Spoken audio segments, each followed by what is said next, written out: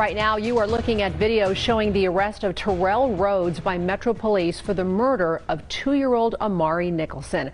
A tragic ending to a story that we've been following for nearly a week. Thanks for joining us here at 6 o'clock. I'm Denise Valdez. And I'm Brian Loftus. The I-Team broke the story just a couple of hours ago that the mother's boyfriend confessed to killing the little boy. Now, we have team coverage tonight. Joe Moeller spoke with the family earlier on today. Let's begin with Vanessa Murphy, who was at the Metro Police press conference about an hour ago. Vanessa?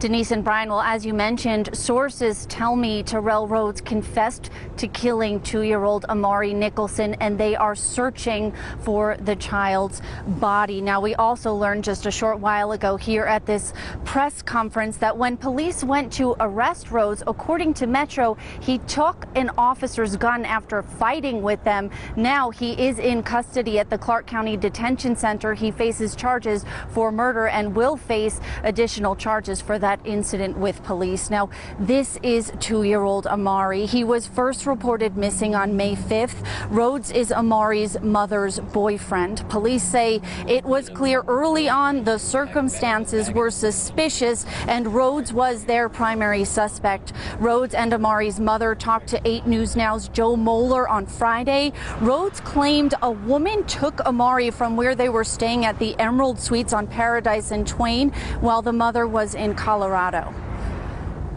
What's really sickening is that people is making assumptions, thinking that I have something to do with it, that I have her manipulated in some way, which that's sickening to me also, because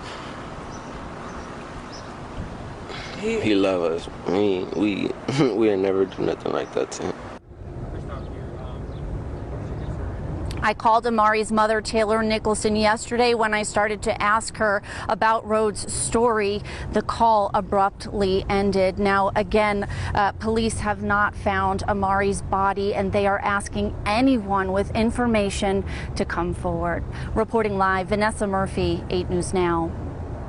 Vanessa, thanks for that. Joe Moeller has been following this story all week. He was with the family earlier today. He reached out to them after news of the arrest and continues our team coverage now. Joe? That's right. We were with Amari's family side on his biological dad's side of the family earlier on today after news of Terrell Rhodes' arrest broke out. We tried to reach out to them, but as you can imagine, they are upset and are not responding to our calls. We were outside the Emerald Suites. I'll give you a live look here at this hour.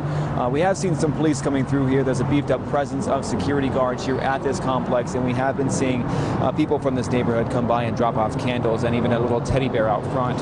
Now, the aunts have been helping look for Amari for days now. 8 News Now has been covering this case since we learned the 2-year-old was missing, as Vanessa just mentioned. I spoke to Amari's mom and her boyfriend on Friday. Rhodes told me that someone from the toddler's father's side of the family picked him up.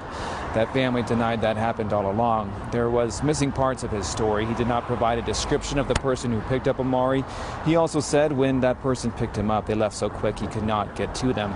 Amari's mother stood by what Rhodes was saying during that interview. Now, back out here live, I did speak to a woman who lives here in this complex in the Emerald Suite. She was one of those people who had the police knocking on her door as they were searching for Amari, trying to figure out where exactly he was. She said she was saddened to hear about what happened and hear about this arrest. This is the outcome that nobody wants to hear, but the search is continuing for Amari's body. As soon as we can learn more about this, we'll be sure to pass it on.